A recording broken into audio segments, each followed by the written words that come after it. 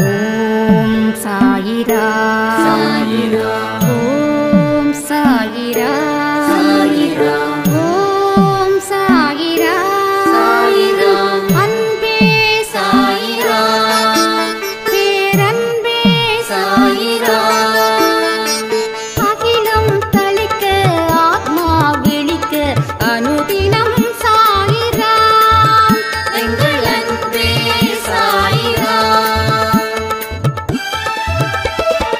ஒன்றே இறைவன் ஒன்றே பூமிக்கென்றும் சாயிரா சரணம் சாயிரா நன்றே செய்து வாழ்வோம் நாம் ஒன்றே செய்து வாழ்வோம் அன்பே சாயிரா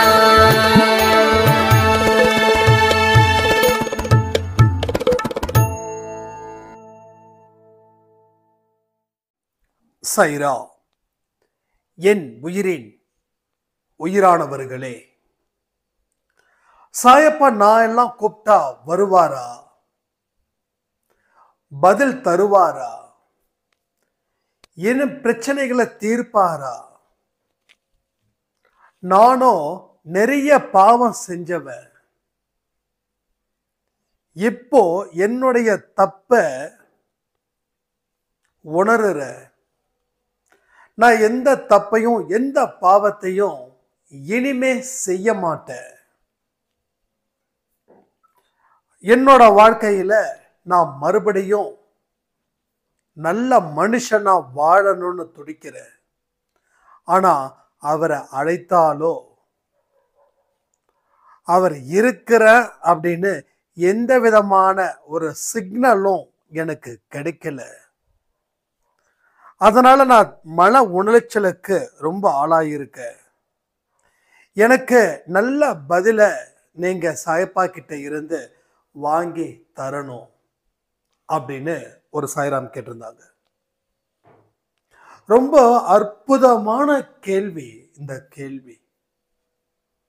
இந்த கேள்விகள் எனக்கு நிறைய வந்துச்சு ஆரம்பத்துல. நம்மளை கடவுள் காப்பாற்றுவாரா? நாம கூப்பிட்டா வருவாரா?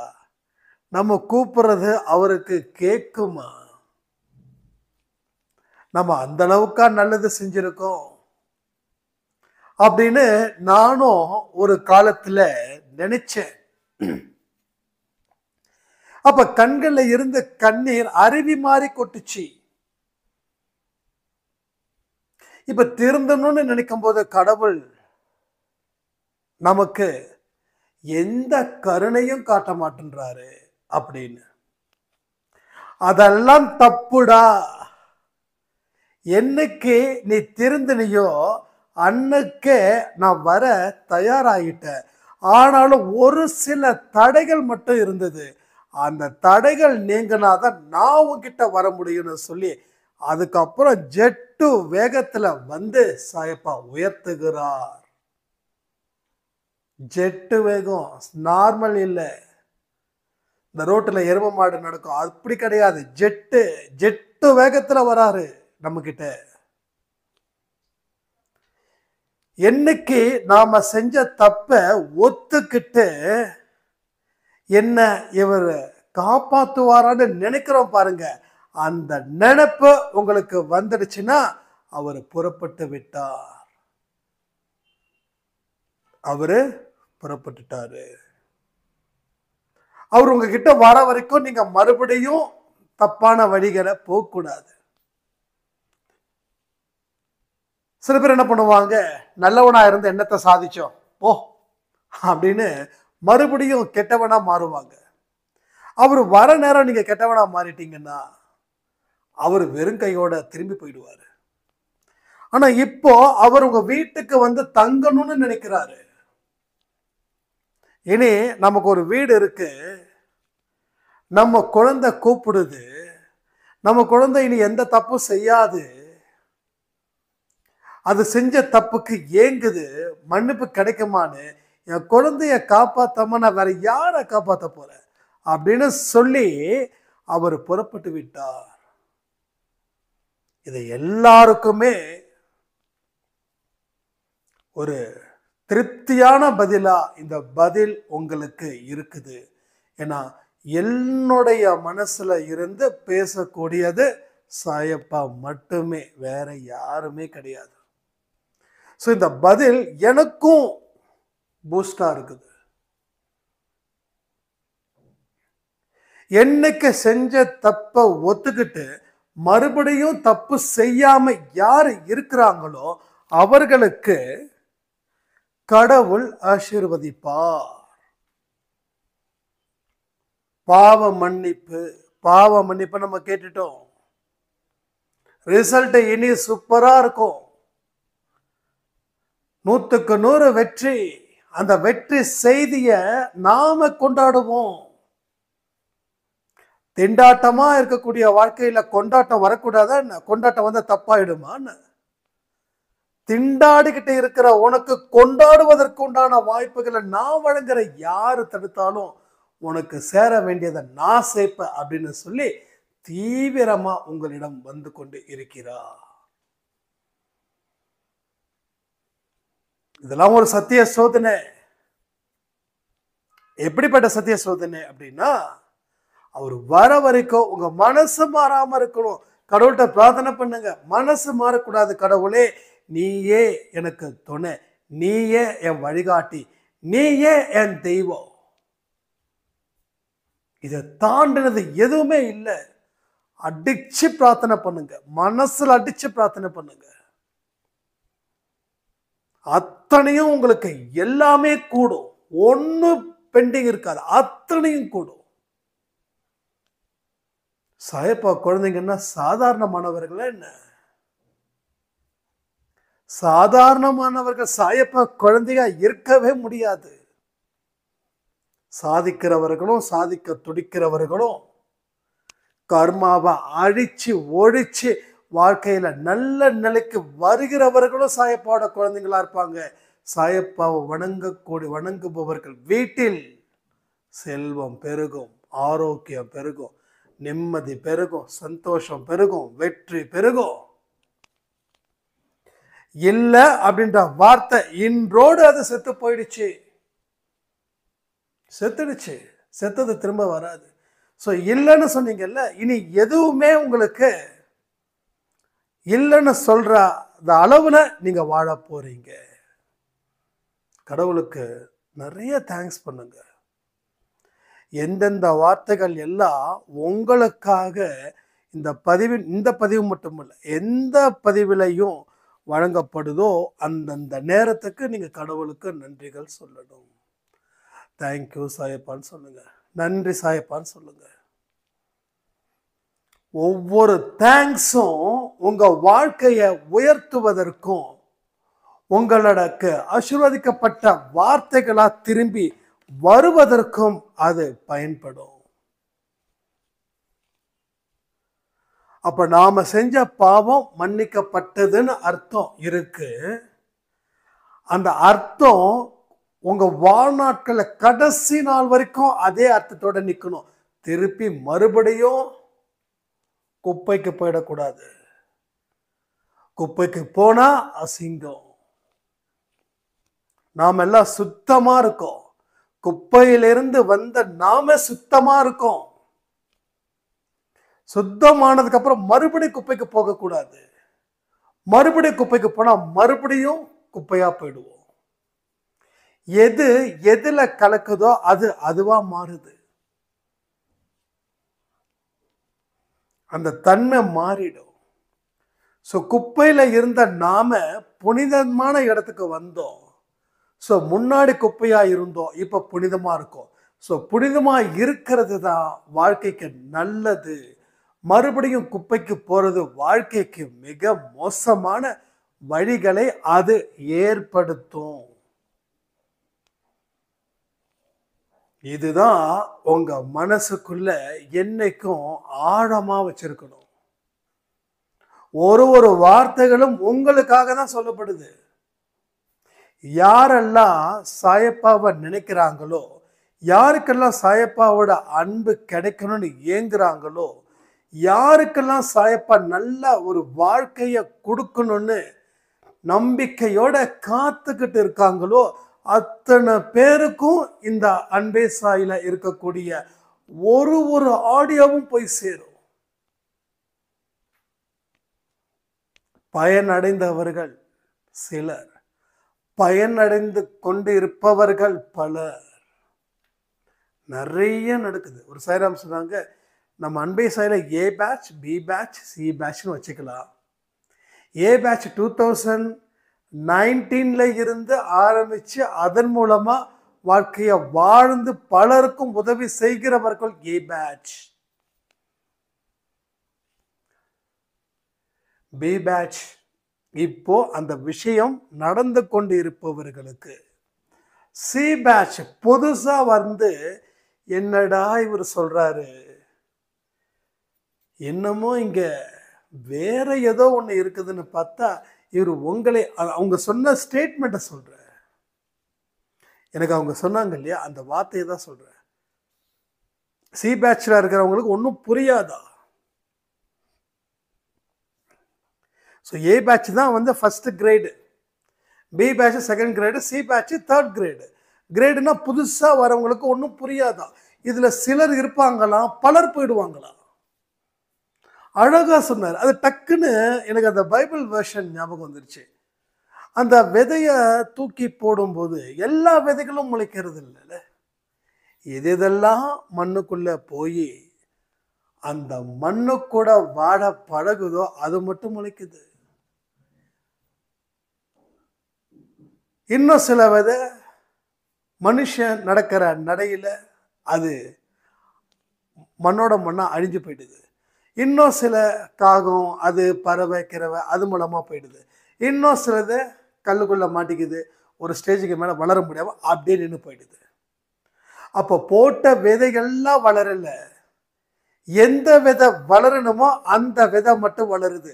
அப்ப யாரு அன்பே சாய் குடும்பத்துல இருக்கணுமோ அவங்க மட்டும் தொடர்ந்து இருந்து ஏ கேட்டகரிக்கு போறாங்க. என்கிட்ட ஒரு சாரம் சொன்னாங்க, அண்ணா நீங்க என்னமோ வந்து அதெல்லாம் பண்ணுவீங்க இதெல்லாம் பண்ணுவீங்கன்னு பார்த்தா கடைசியில அதை பண்ணு இதை பண்ணுன்றீங்க, இதெல்லாம் ரொம்ப கஷ்டமா இருக்கு, இதெல்லாம் நம்மளால முடியாது அப்படின்னாங்க. வேற ஏதாவது சொல்லுங்கன்னாங்க. இல்லைங்க, நீங்க தனிப்பட்ட முறையில கேட்டாலும் சரி, இல்லை அன்பே சாயில கேள்வி கேட்டாலும் சரி, ஒரே பதில் தான். அங்க என்ன சொல்றேனோ அதே தான் இங்க, இங்க என்ன சொல்றேனோ அதே தான் அங்க. அதனாலதான் நான் தனிப்பட்ட முறையில யாருக்கும் இப்படி அப்படின்னு சொல்றது கிடையாது. நீங்க அதை கேட்டுட்டீங்க, அது சந்தேகம் கிளியர் ஆயிடுச்சு. வேற புதுசா சந்தேகம் இருந்துச்சுன்னா மட்டும் நீங்க கேளுங்கன்னு சொன்னா, நீங்க வந்து வேற மாதிரினா வேற மாதிரி எனக்கு தெரியாதுங்க. இல்லை அந்த பூஜை அது இது, இல்லை நீங்க வந்து எங்க வீட்டுல வந்து ஏதாவது ஒரு பூஜை முறைகள் செய்ய முடியுமா அப்படின்னு எனக்கு ரொம்ப வியப்பா இருந்தது. ஓகே, நம்மளும் ஒரு 20,000 ரூபாய் ஒரு தோஷம் கழிக்கணும்னா 20,000 ரூபாய் நீங்க கொடுங்க அப்படின்னு சொல்லக்கூடிய ஆட்களா என்ன நாம? ஏன்னா அதுல நமக்கு நம்பிக்கை இருக்கோ இல்லையோ அது நமக்கு தெரியாது. நாம வந்த வேலை என்னது? ஒவ்வொரு மனுஷனுடைய மனசுலையும் இருக்கக்கூடிய குப்பைகளை அகற்றி ஒரு புனிதமான மனநிலையை உருவாக்கி கடவுள் வழிகள் சென்று சரித்திரம் படைப்பதற்குத்தான் என்ன சாயப்பா இங்க கொண்டு வந்து உங்க முன்னாடி நிறுத்திருக்காரு. இப்ப உங்களை ஏன் நிறுத்திருக்காரு தெரியுமா? அதையும் தெரிஞ்சுக்கோங்க. உங்க மூலமா இன்னும் 10 பேர் பயனடையணும். அந்த 10 பேர் மூலமா இன்னும் 10 பேர் பயனடையணும். ஸோ இந்த கான்செப்ட்ல தான் இங்க அன்பே சாய் குடும்பமே வந்து நிக்குது. இது நடந்தும் இருக்குது. ஏ கிரேட்ல இருக்கிறவங்க அவங்கள சுத்தியும் இருக்கிறவங்கள மாத்திருக்காங்க. மாத்தணும் கங்கணம் கட்டிட்டு மாறல, ஆட்டோமேட்டிக்கலி சேஞ்சஸ் இங்க நடக்குது. எப்படி அன்பே சாய் குடும்பத்துல ஆட்டோமேட்டிக்கா நீங்க சேஞ்ச் ஆனீங்களோ அதே போல ஆட்டோமேட்டிக் சேஞ்சஸ் இங்க நடந்துகிட்டு இருக்குது. யாரும் கஷ்டப்படல. ஒரு மனுஷனை மாத்தணும்னு சொல்லி எங்கேயும் போய் நிக்கல. நம்ம பாசிட்டிவிட்டி, நாம என்ன பண்றோம் என்ன செய்யறோன்றத மற்றவங்க கூர்ந்து கவனிக்கிறாங்க. இவங்க வெற்றி அடைஞ்சிருக்காங்கன்னா இதை செய்ய அப்படின்னு முடிவுக்கு வராங்க. ஒரு சாய்ராம் பெங்களூர்ல இருக்காரு. அவர் என்கிட்ட சொல்லக்கூடிய ஒரே விஷயம் என்னன்னா, பெங்களூர்ல மோஸ்ட் ஆஃப் த பீப்புள்ஸ் வந்து கன்னடா தான், கன்னடம் பேசக்கூடியவர்கள். அப்போ வந்து அவங்களுக்கு தமிழ் சரியா தெரியாது. இந்த அம்மா என்ன பண்ணுவாங்க, நம்ம கொடுக்குற ஆடியோஸை கேட்டு அவங்களுக்கு எக்ஸ்பிளைன் பண்ணுவாங்களாம். தமிழ் அவங்களுக்கு தெரியாது இல்லை, இவங்களுக்கு தான் தமிழ் தெரியும், இந்த அம்மாவுக்கு தான் தமிழ் தெரியும். அப்போ வந்து தினமும் நைட்டு 9 மணிக்கு எல்லாம் அவங்க ஏரியாவுக்குள்ள ஒரு 6-7 பேர் சாய்பாவோட தீவிரமான பக்தர்கள், அவங்க எல்லாம் வந்து இன்னைக்கு என்ன சொல்லியிருக்காரு அப்படின்றத இவங்க சொல்லுவாங்களாம், அவங்க கேட்பாங்களாம். ஸோ இது எங்கே போயிட்டு எங்கே ஆரம்பித்து எந்த அளவுக்கு போயிருக்குதுன்றதை யோசிப்பாருங்க. அதாவது இது தனிப்பட்ட மனுஷனா இதை டெவலப் பண்ணணும் அப்படின்னு நம்ம நினைக்கவே இல்லை. அன்பே சாய் சேனலை எத்தனையோ பேர் என்கிட்ட தனிப்பட்ட முறையில் கேட்பாங்க. ஒருத்தர் கேட்டார், உங்கள் சேனல் நாங்கள் வாங்கிக்கிறோம் கொடுத்துருங்க அப்படின்னு.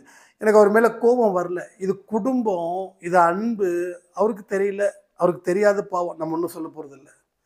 நான் பதில பேச முடியாத அளவில் எனக்கு அந்த கேள்வி ரொம்ப கடினமாக இருந்துச்சு. இதான் ஆக்சுவலி. இன்னும் சில பேர் வந்து, உங்களுக்கு நாங்கள் நிறைய சப்ஸ்கிரைபர் கொடுக்குறோம், நிறையா வியூஸ் கொடுக்குறோம், நீங்கள் பேமெண்ட் பண்ணுங்க. நாங்கள் அதுக்கு கூட நாம் பதில் பேசலை. யூடியூப்காரங்களே சொன்னாங்க, ஜாயின் பண்ணுறதுக்கு நீங்கள் தனியாக பேமெண்ட் வாங்குங்கன்னு. அதுக்கு கூட நம்ம எதுவும் பண்ணலை. நமக்கு தேவை ஒன்றே ஒன்று. என்னது? சாயப்பாவை வணங்குறவங்களுக்கு சாயப்பா எல்லாமே செய்து தருவாருன்ற உண்மையா பட்டி தொட்டி எங்கும் எடுத்துட்டு போகிறது தான் இந்த அன்பே சாய் குடும்பத்துடைய எண்ணம். அப்படிதான் உங்களோட தான் இருக்கணும். இங்க நான் மட்டும் இருந்தா பத்தாது. நான் அடிக்கடி சொல்லுவேன், அன்பே சாய்ன்றது ஒரு தேரு. இங்க நான் ஒரு சைடும் விஷ்ணு ஒரு சைடும் மட்டும் பிடிச்சி இழுத்தாலும் தேர் வந்துடாது. யாரு வரணும்? வர வேண்டியவர்கள் வரணும். வர வேண்டியவர்கள் யாரு? நம்ம அன்பே சாய் குடும்பம், ஒட்டுமொத்த குடும்பமும் வரணும். அப்பதான் தேர் நகரும், இல்லாட்டி நகராது. இதை அன்னைக்கும் சொன்னேன், இன்னைக்கும் சொல்லுவேன், என்னைக்கும் சொல்லுவேன். இதான் உண்மை.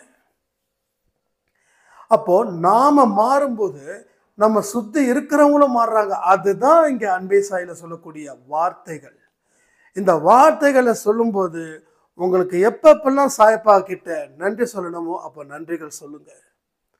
இன்னும் நிறைய சாயப்பாவை புகழ்ந்து பேசணுமா, புகழ்ந்து பேசுங்க. கமெண்ட் செக்ஷனை பயன்படுத்துங்க. இங்க நீங்க சொல்லக்கூடியது அத்தனை பேராலையும் பார்க்கப்படுது. ஆனா இதுல ஒரு பேட் லக் என்ன தெரியுமா? யாரு கமெண்ட்டை படிக்கிறாங்களோ இல்லைன்னு தெரியல. ஒரு கமெண்ட்டுக்கு 2 பேர் 3 பேர் 4 பேர், மீதி யாரும். நான் ஒன்னே ஒன்று சொல்றேன், எல்லா விஷயத்தையும் 100% ஃபாலோ பண்ணா 200% வெற்றி. ஆனா எதையுமே அரையும் உரையுமே ஃபாலோ பண்ணா சும்மா பாஸ் மார்க் தான் நம்ம வாங்குவோம். ஏன்னா இது மனிதர்களால் உருவாக்கப்படலை. இந்த படைனே வச்சுக்கலாமே, இந்த அன்பே சாய் படைய மனிதர்களால் உருவாக்கப்படவில்லை. இது சாயப்பாவினால் உருவாக்கப்பட்ட அன்பு படைதான் இந்த படை, உண்மையான படை. இதுல 100 பேர் இருக்காங்கன்னா எல்லாருமே புனிதமானவர்கள். இல்ல, நான் யாரையுமே நான் குறை சொல்லவே மாட்டேன். எனக்கு குறை சொல்ற மாதிரி யாருமே இல்லைங்க. எல்லாருமே சுத்தமானவர்கள். அதே போல சுத்தம் இல்லாதவர்களை சாயப்பாவே ரிமூவ் பண்ணுவாருன்னு எனக்கு தெரியல. ஏன்னா அதுக்கு தெரியாது இல்லையா? ஸோ யாரு இருக்கணும், யாரு கேட்கணும், எல்லாத்தையும் அவர் மட்டும்தான் முடிவு பண்றாரு. அதனாலதான் அத்தனை விஷயங்களும் இங்க நிறைய நடக்குது. நம்ம வாழ்க்கையில பலவிதமான திருப்பங்கள் இங்க வருவதற்கு உண்டான அத்தனை வாய்ப்புகளும் இங்க நிறையவே இருக்கு. அதுல சந்தேகமே இல்லை. நீங்க எந்த அளவுக்கு ஸ்ட்ராங்கா இருக்கீங்களோ அந்த அளவுக்கு வெற்றியை உறுதிப்படுத்தலாம். கடவுள் காப்பாற்றுவாரா? இந்த பதில் தேவையில்லாதது, அர்த்தம் இல்லாதது.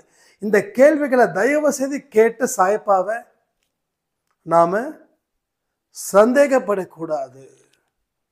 ஏன் காப்பாற்ற மாட்டாருன்னு நீங்க கேள்விகள் கேளுங்க. அப்ப நீங்க கேள்விகள் கேட்கும்போது ஆமா என்னை காப்பாத்துவார்னு பதில் வரும்.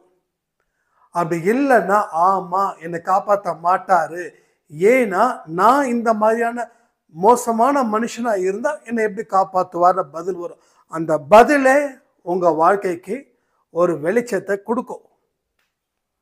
ஏன் என் வாழ்க்கை இருட்டுல கிடக்குது, ஏன் என் வாழ்க்கை வெளிச்சத்துக்கு போகலன்னு பல விதமான பதில்கள் உங்களுக்கு வந்து சேர்ந்துக்கிட்டே இருக்கும். கேள்விகள் கேட்கிறவன் தான் புத்திசாலி.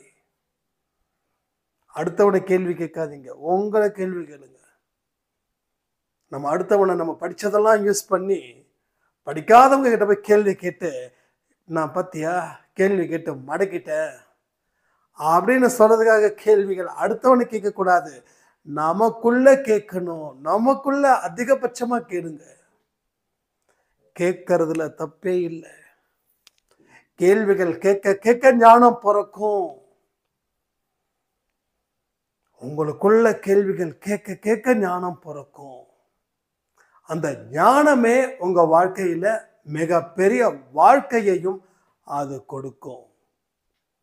ஸோ பல தரப்பான மனிதர்களை நாம சந்திக்கும் போது கூட எந்த மனுஷனும் உங்களை அவமானப்படுத்த முடியாத அளவுக்கு சாயப்பா ஒரு பாதுகாப்பு வேலியை அமைச்சு தந்து உங்களை பாதுகாப்பா பத்திரப்படுத்தி உங்களை சிறப்பான மனுஷனா மாத்தி உங்க வாழ்க்கையை உயர்த்துவார், நல்வழிப்படுத்துவார். இது நிச்சயமா அன்பே சாய் குடும்பத்துல எல்லோருக்கும் நடக்கும். அப்ப நான் பாவம் செஞ்சிட்டேன், கடவுள் என்னை காப்பாத்துவாரா? இந்த கேள்வியை தயவு செய்து அழிச்சிடுங்க. இந்த கேள்விகள் யாராருக்கெல்லாம் வந்ததுன்றது கமெண்ட்ல கமெண்ட் பண்ணுங்க. இனி இந்த கேள்விக்கு பதில் சொல்லியாச்சு. ஸோ கடவுள் உங்களை காப்பாற்றுவார், கடவுள் உங்களை ஆசீர்வதிப்பார். அவர் கிளம்பிட்டாரு, வந்து சேர்றதுக்கு 1-2 தடைகள் தான் அவருக்கு. அந்த தடைய நிச்சயமா நீங்கிடும். வந்துட்டாருன்னா உங்க வாழ்க்கை ஸ்டார்ட் ஆயிடும். அதுக்கப்புறம் நீங்க என்ன ராஜா வீட்டு கண்ணுக்குட்டி சொல்லுவாங்களே, அது மாதிரி ராஜா வீட்டு கண்ணுக்குட்டி. நம்ம no worries, no tears, no feel, no sentimental, no emotional. எனக்கு கடவுளை வணங்குறதுக்கு முன்னாடி சில விஷயங்கள் அதிகமாக நான் ஃபீல் பண்ணுவேன். No emotional, no sentimental, no feelings. ஆனால் இதை நான் நானே ஏமாத்திட்டு இருக்கிறது அப்புறம் தான் தெரிஞ்சுது. நம்ம சென்டிமெண்ட்டா ஆனால் ஆள் இல்லையா? இப்போ கூட அந்த மூவியை பார்த்துட்டு சமுத்திரக்கண்ணி மிஸ்டர் மாணிக்கம், அது கூட ஒரு வேளாங்கண்ணி ஒரு சாய்ராம் வந்து, அண்ணா இந்த அந்த அந்த சமுத்திரக்கண்ணியை அவங்கள பார்க்கும்போது எனக்கு உங்களை பார்த்த மாதிரி இருக்குதுன்னு சொன்ன உடனே என் கண்ணு கலங்குச்சு.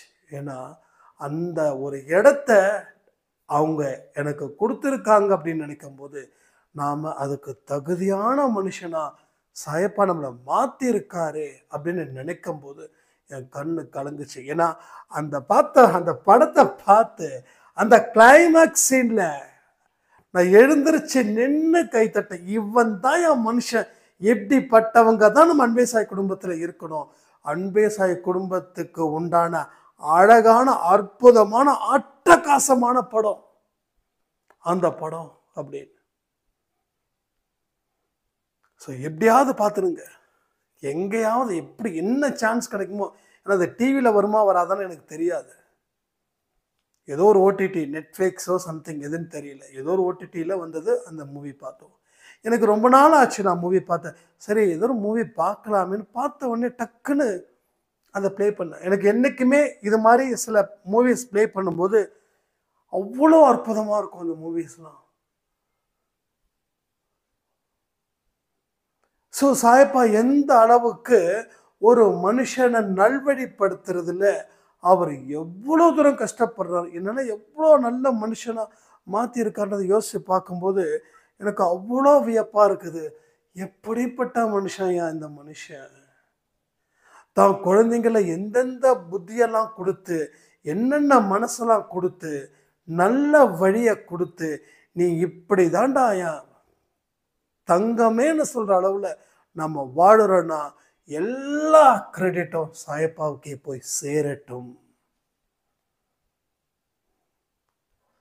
உங்க நல்லதும் சரி, உங்க வெற்றியும் சரி, உங்க கெட்டதும் சரி, உங்க தோல்வியும் சரி, எல்லாமே அவரு பார்த்துப்பாரு.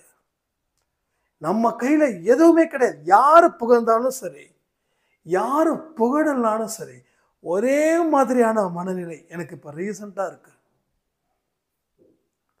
அது அதுக்கு முன்னாடி யாராவது நம்மளை புகழ்ந்துட்டா அந்த டே ஃபுல்லா ஒரு கொண்டாட்டமா இருக்கும். சே, எப்படிலாம் நம்மளை புகழ்ந்து தள்ளுறாங்க பாரு, நம்மளாம் யாரு தெரியுமா அப்படின்னு.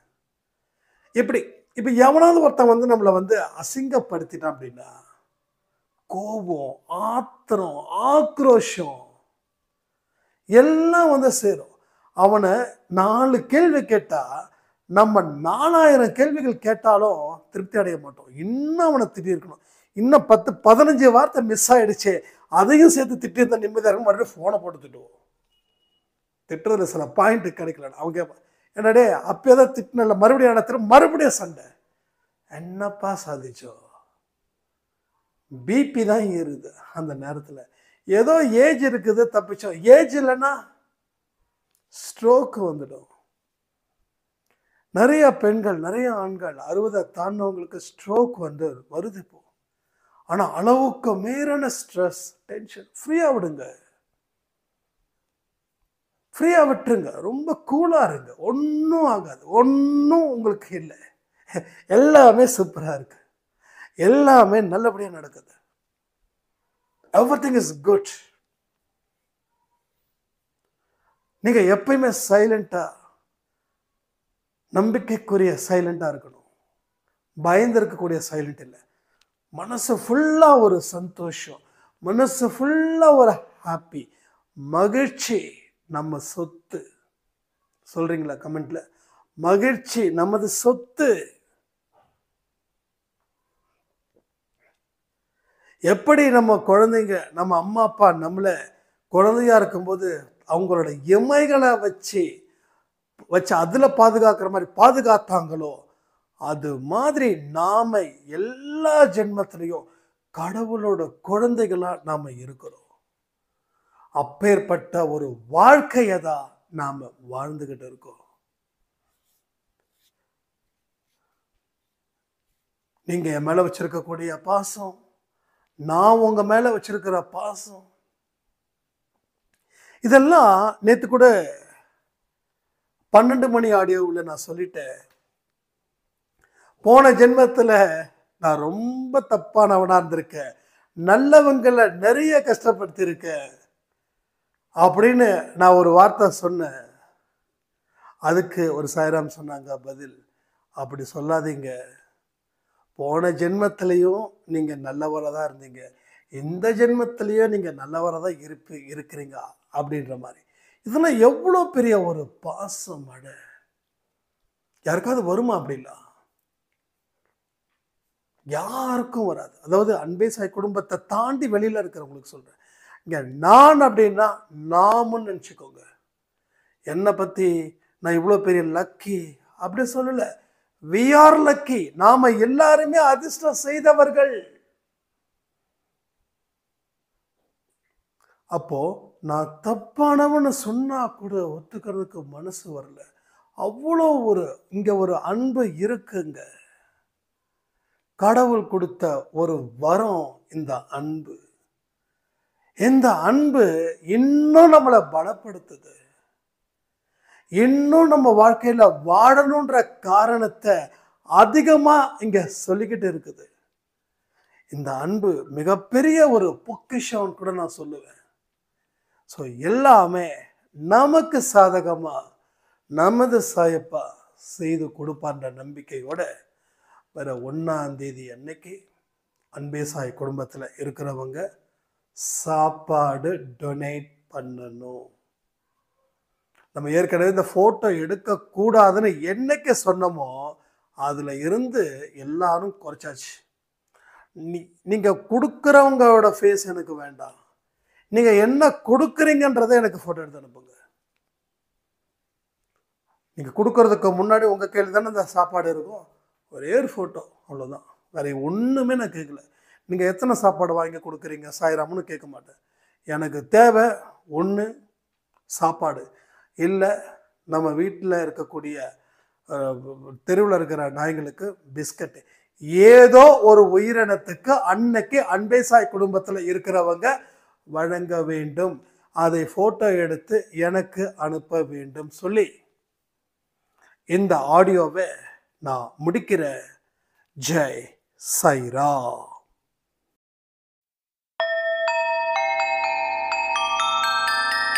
ஓம் சாயிரா. சாயிரா.